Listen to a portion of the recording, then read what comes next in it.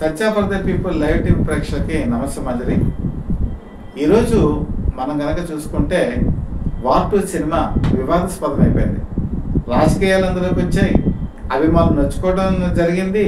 అలాగే cinema collections చూస్తుంటే పెద్ద బ్రహ్మాండంగా లేదు. ఆంధ్రప్రదేశ్లో ఈ సినిమాని నాగవంశీ 90 కోట్ల రూపాయలు కొన్నారు. ఈ సినిమా బయస్కి అమ్మిందేమో 115 కోట్లు. కానీ ఈ సినిమా రిలీజ్ అయిన తర్వాత ఇప్పటి వరకు కూడా 47 కోట్లు దాటింది అంతే. అంటే 50 కోట్లకి ఇంకా రీచ్ అవుతుంది. అంటే దాదాపుగా ఈ సినిమాకి పెట్టినటువంటి పెట్టుబడిలో సగం కూడా రాలేదు. బయస్ లబోదిబోమంటున్నారు. నాగవంశీ కనుక చూసుకుంటే ఇక్కడ లేడు, ఎక్కడికి వెళ్ళాడో తెలియదు. విదేశాలకు వెళ్ళాడని కొంతమంది అంటున్నారు, అజ్ఞాతంలోకి వెళ్ళాడని కొంతమంది అంటున్నారు. ఏది నిజమో ఏది అబద్ధమో తెలియటువంటి పరిస్థితి. అంతకుముందు కింగ్డమ్ అని చెప్పేసి సినిమా వచ్చింది. ఆ కింగ్డమ్లో దాదాపు 60 కోట్ల లాస్ వచ్చింది బయస్కి. ఆ లాస్ని ఈ వార్ 2లో రికవరీ అవుతుందని చెప్పి అనుకున్నారు. కానీ వార్ 2 కూడా ఆశించినంత స్థాయి విజయం సాధించలేదని అర్థమైపోయింది. కాబట్టి ఇంకా రాబోయే కాలంలో ఇది బ్రహ్మాండం సృష్టిస్తుందని, వండర్స్ క్రియేట్ చేస్తుందని చెప్పేటువంటి పరిస్థితి లేదు. ఓ పక్కన ఈ పరిస్థితి ఉంటే మరో పక్కన జూరీ ఎన్టీఆర్ ఏమో విదేశాలకు వెళ్ళాడు. విదేశాల నుంచి ఎప్పుడో వస్తాడో తెలియటువంటి పరిస్థితి. ఓ పక్కనేమో రాజకీయాలు. అనంతపురం అర్బన్ ఎమ్మెల్యే అయినటువంటి దగ్గుపాటి వెంకటేశ్వర ప్రసాద్ ఒక ఆడియో లీకేజ్ మీకు అందరికీ తెలిసిందే. ఆ ఆడియో కనుక వింటే మనకు ఒళ్ళు గగురుపాటు కలుగుతుంది. ఇంత బూతులు ఎమ్మెల్యే మాట్లాడతాడా అని చెప్పేసి. అయితే ఆ ఎమ్మెల్యే అంటాడు, అసలు ఇది నా ఆడియో నాది కాదు, ఇది ఆర్టిఫిషియల్ ఇంటెలిజెన్స్ ద్వారా చేసింది, నేనే కంప్లైంట్ చేస్తున్నాను ఎస్పీకి, దీన్ని ఫోరెన్సిక్ ల్యాబ్కి పంపించండి అని చెప్పి అతను చెప్తున్నాడు. ఇలాగా ప్రతి ఆడియో లీకేజ్ వచ్చినప్పుడు ప్రతి ఎమ్మెల్యే ఇలాగే చెప్తున్నాడు, ఎంపీ ఇలాగే చెప్తున్నారు. అలాగే ఈరోజు తెలుగుదేశం పార్టీలో ఉన్నటువంటి వాళ్ళందరూ అదే చెప్తున్నారు. ఇప్పుడు మీరు చూసుకుంటే గుంటూరుకు సంబంధించిన ఒక ఎమ్మెల్యేకి సంబంధించిన వీడియో లీకేజ్ అయితే అదే అలాంటి పరిస్థితే ఉంది. ఆముదాల వలస ఎమ్మెల్యేకి సంబంధించినటువంటి వీడియో అది లీకేజ్ జరిగింది. ఓ పక్కనేమో అనంతపురం. ఈ సినిమాకి సంబంధించి అసలు ఒక సినిమాకి సంబంధించి ఎమ్మెల్యే ఆడియో లీకేజ్ అవ్వటం, ఒక ఎమ్మెల్యే పని కట్టుకొని ఈ సినిమా ఆడదని చెప్పడం నాకు తెలిసినంత వరకు తెలుగు సినిమా ఇండస్ట్రీలో ఇదే ఫస్ట్ టైం. అసలు రాజకీయాలు ఎందుకు ఇలాగా సినిమాలు వెంట పడుతున్నాయి? అసలు జూరీ ఎన్టీఆర్ వెనకాల ఎందుకు రాజకీయాలు తిరుగుతున్నాయి? అసలు అతను మొట్టమొదట ఈ రిలీజ్కి ముందు జరిగినటువంటి ఈవెంట్లోనే ఒక మాట అన్నాడు, సీనియర్ ఎన్టీఆర్ ఆశీస్సులు నాకున్నాయి, అభిమానులు అంట నాకున్నంత వరకు ఎవరు నన్ను ఏమీ చేయలేరు, ఆపలేరు. ఆ మాట ఎందుకు అన్నాడో నాకు తెలియదు. కానీ ఈ ఆడియో లీకేజ్ మాత్రం ఒక విధంగా ఎన్టీఆర్కి సింపతినే తీసుకొచ్చింది. చాలామంది సినిమా పరిశ్రమలో ప్రముఖులు కూడా ఇండైరెక్ట్గా కానీ లోపాల గుసగుసలు కానీ ఇలాంటి వ్యాఖ్యలు ఒక ఎమ్మెల్యే చేయటం ఏంటని చెప్పి చెప్తున్నారు. అలాగే సోషల్ మీడియా కూడా చాలా వైరల్ అయింది. అంటే అసలు కొంతమంది శక్తులు జూరీ ఎన్టీఆర్ని ఎరగకుండా మళ్ళీ ఏమైనా ప్రయత్నాలు ప్రారంభించారా? ఇలాంటి ప్రయత్నాలు ఆదిలో జరిగాయని చెప్పి అంటారు. అంటే సినిమా ఇండస్ట్రీలోకి వచ్చిన కొత్తల్లో ఇతను ఎదగకుండా చేయాలని కొన్ని శత్రులు ప్రయత్నించాలని చాలామంది చెప్పుకుంటూ ఉంటారు. కానీ ఈరోజు అతను బాగా ఎదిగిన తర్వాత 25 సంవత్సరాలు అయిన తర్వాత కూడా ఇలాంటి స్వార్థపర శక్తులు ఒక సినీ పరిశ్రమలో ఒక ఎదుగుదలని అడ్డుకునే ప్రయత్నం చేస్తాయా అన్న డౌట్ కూడా ఈరోజు చాలామంది డిస్కషన్స్తో చెప్పుకుంటున్నారు. ఏది ఏమైనా సరే వార్ 2 అనేది మాత్రం ఈరోజు తెలుగు సినిమా రంగంలో ఒక విధంగా చెప్పాలంటే రాజకీయాలు ఈ సినిమాకి ఎలా పెనవేసుకుపోతాయి, రాజకీయాలు ఒక సినిమాని ఎలా అడ్డుకునే ప్రయత్నం చేస్తాయి, ఇవన్నీ కూడా చాలా క్లియర్ కట్గా తెలుస్తుంది. దీనికి ముఖ్యంగా చెప్పుకోవాలంటే జూరీ ఎన్టీఆర్ నందమూరి వంశం ఒక పక్క నారావరి వంశం, ఈ 2 కుటుంబాలు కలకలిసిపోయాయి. కానీ రాజకీయంగా చెప్పాలంటే ఆధిపత్యం గురించి పోరాటం కూడా ఏం లేదు. జూరీ ఎన్టీఆర్ రాజకీయాల్లోకి వస్తానని ఏమి చెప్పలేదు. పైగా రాజకీయాల్లో తను 20 సంవత్సరాలకు రానని చెప్పేసి బీజేపీ నుంచి ఆహ్వానం వచ్చినప్పుడు అతను ఆ రోజున వాళ్ళకి క్లియర్ కట్గా చెప్పాడు అధిష్టానానికి, నాకు తెలుగుదేశం పార్టీతో అనుబంధం ఉంది, 20 సంవత్సరాల వరకు నేను రాజకీయాల్లోకి రాను అని చెప్పేసి ఆ రోజు అమిత్ షాకి తగ్గేసి చెప్పడం కూడా జరిగింది. మరి అలాంటి వ్యక్తి రాజకీయాల్లోకి ఎలాగ వస్తాడు? రాడు కదా. మరి అతని సినిమాలు ఏదో అతను చేసుకుంటూ వెళ్తున్నాడు.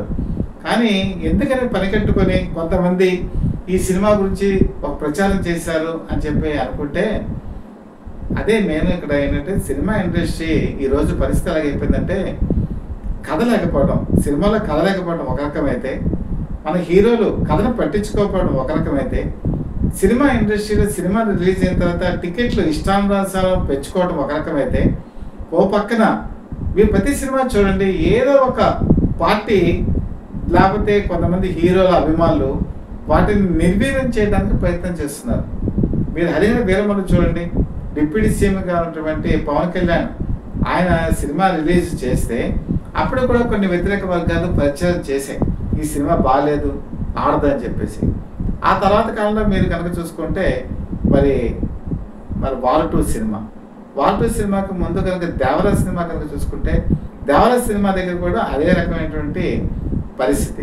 Game changer Ram Charan cinema Sankranti పండుగకు వచ్చింది. అది రిలీజ్ అయినప్పుడు కూడా పనికట్టుకొని ఈ సినిమా బాగాలేదు అన్నారు. నిజంగా ఓటీటీలోకి వచ్చిన తర్వాత గేమ్ చేంజర్ మరి అంత అధ్వానమైన పరిస్థితి, అంత అధ్వానమైనటువంటి ఇదిలో లేదు, చేయవలసిన పరిస్థితి సినిమానే. కాకపోతే ఏంటంటే నెగటివ్ ప్రోపగాండా బాగా ఎక్కువైపోయింది. అసలు ఎందుకని సినీ పరిశ్రమని ఈ నెగటివ్ ప్రోపగాండా వెంటాడుతోంది? ఇలా వెంటాడవలసిన అవసరం ఏంటి? పెద్ద పెద్ద బడ్జెట్లు పెడుతున్నారు, రెమ్యునరేషన్స్ వీళ్ళు బాగా తీసుకుంటున్నారు, సినిమాకి రేట్లు పెంచుతున్నారు, థియేటర్స్కి ప్రజలు వెళ్ళలేనటువంటి పరిస్థితి కూడా వచ్చేస్తుంది. ఇవన్నీ కూడా తెలిసి కూడా ఇలాంటి రాజకీయాలు ఎందుకు నడుస్తున్నాయని చెప్పి చాలామంది డిస్కషన్ చేసుకుంటున్నారు. గత 2 రోజులుగా కనుక చూసుకుంటే జూనియర్ ఎన్టీఆర్ గురించి ఒక ఎమ్మెల్యే ఇలాగ ఆడియో లీకేజ్ మాత్రం పెను సంచలనమైంది. అలాగే జూనియర్ ఎన్టీఆర్ అభిమానులు కూడా చాలా చోట్ల నిరసన ప్రదర్శనలు చేస్తున్నారు. ఈ వార్ 2 సినిమా ఏమైందంటే చివరికి తెలుగుదేశం పార్టీకి వైఎస్ఆర్సీపీకి మధ్య వాళ్ళలాగా మారిపోయింది. ఇప్పుడు వైఎస్ఆర్సీపీ ఏం చేసుకుంటుందంటే వార్ 2 సినిమాని తమ భుజానికి ఎత్తుకుంది. ఇప్పుడు రోజా కూడా వ్యాఖ్యలు చేశారు కదా, ఈ సినిమాని ఆవిడ కొంతమంది శక్తులు తొక్కేయడానికి ప్రయత్నం చేస్తున్న అర్థంలోనే ఆవిడ మాట్లాడారు. ఓ పక్కన కనుక చూసుకుంటే మరి తెలుగుదేశం పార్టీలో వాళ్ళు ఏమంటున్నారంటే ఇది మాకు సంబంధం లేదు, ఇది కేవలం ఎవరో ఒక వ్యక్తిగతంగా చేసినట్టు పనే తప్ప ఎమ్మెల్యేకి సంబంధం లేదని వాళ్ళు చెప్తున్నారు.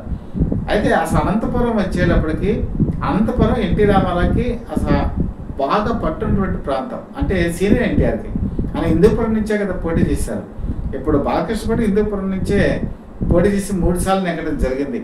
అలాగే ఇప్పుడు జూనియర్ ఎన్టీఆర్ కూడా అభిమానులు ఎక్కువగా ఉన్నది కూడా అనంతపురంలోనే.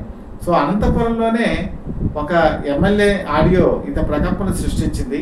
కానీ మీరు ఒక్కసారి ఆలోచించండి, నిజంగా చెప్పాలంటే ఒక ప్రపంచమే వచ్చినప్పుడు ఒక సినిమా సక్సెస్ని ఎవరైనా అడ్డుకోగలరా? ఒక సినిమాకి ప్రేక్షకులు రాకుండా అడ్డుకోగలరా? ఒక ఎమ్మెల్యే స్థాయి ఉన్నటువంటి వ్యక్తి ఒక సినిమాని ఆడవేయకుండా చేయగలరా? ఎక్కడ జరిగేటువంటి పరిస్థితే కాదు. ఎందుకంటే సినిమా బాగుంది అంటే ప్రేక్షకులు థియేటర్ దగ్గరికి వెళ్తారు, అక్కడ చూస్తారు, అక్కడ కలెక్షన్స్ వస్తాయి. సినిమా బాగాలేదు అనుకుంటే ఆ సినిమాని ఎవరు కూడా ప్రమోట్ చేయలేరు కూడా. జనాన్ని రప్పించడం చాలా కష్టం. అలాగే ఒక పార్టీ అధికారంలోకి వస్తున్న వేవ్ వచ్చినప్పుడు ఆ పార్టీని ఆపడం ఎవరి శక్తి వల్ల కూడా కాదు. ఎంత డబ్బులు పంచినా కూడా ఆ పార్టీ అధికారంలోకి వస్తుంది. ఇది అందరికీ తెలిసినటువంటి సత్యం. కాకపోతే మాత్రం ఈ మధ్య కాలంలో వార్ 2కి జరిగినటువంటి వివాదం అయితే ఎక్కడ కూడా జరగలేదు. హరిహర వీరమల్లుకి కొంతవరకు జరిగినా కూడా చాలా నెగిటివ్ ప్రోపగాండా మాత్రం చాలా ఎక్కువగా జరిగింది. ఒక విధంగా జూనియర్ ఎన్టీఆర్ కూడా చాలా సంక్లిష్టమైన పరిస్థితుల్లో ఇప్పుడు ప్రతిదీ ఆచితూచి అడిగారు. ఎందుకంటే నాగవంశీ ఈరోజు 90 కోట్లు పెట్టి కొన్నాడు. చాలా మంది చెప్పారు అతనికి ఈ సినిమాకి ఆంధ్రప్రదేశ్ అంత పెట్టి కొనొద్దు అని చెప్పి. కానీ జూనియర్ ఎన్టీఆర్ క్రేజ్ మీద నమ్మకంతో నాగవంశీ పెట్టుబడి పెట్టాడు. ఈరోజు పెట్టుబడి పెట్టుకునే బయస్ అంతా కూడా నాగవంశీ ఎక్కడ అని చెప్పి వెతికేటువంటి పరిస్థితి వచ్చింది. దీని ఇంపాక్ట్ ఎలా పడుతుందంటే ఇప్పుడు కింగ్డమ్ వల్ల లాస్ అయిపోయి, తర్వాత ఈ సినిమా వార్ 2 వల్ల లాస్ అయిపోయి, రేపు బయస్ ఇంకో సినిమా కొనాలంటే వాటికి 2 సార్లు ఆలోచిస్తారు. ఇంత ఫ్యాన్సీ రేటు పెట్టి కొనరు. అసలు డబ్బింగ్ సినిమాని ఇంత ఫ్యాన్సీ రేటుకు కొనేటువంటి సంస్కృతి మన ఆంధ్రప్రదేశ్లోనే లేదు. కాబట్టి ఇక్కడి నుంచి అయినా సరే జూనియర్ ఎన్టీఆర్ కానీ లేకపోతే ఆయన ప్రొడ్యూసర్స్ కానీ లేకపోతే ఏ ప్రొడ్యూసర్ కానీ సినిమా బడ్జెట్ని చాలా కంట్రోల్లో పెట్టుకోవడం మంచిది. ఈవెన్ నేను చెప్పేది ఏంటంటే కూలీ సినిమాకి వచ్చేప్పటికి ఇప్పుడు అందుతున్న సమాచారం 400 కోట్లు గ్రాస్ దాటేసింది.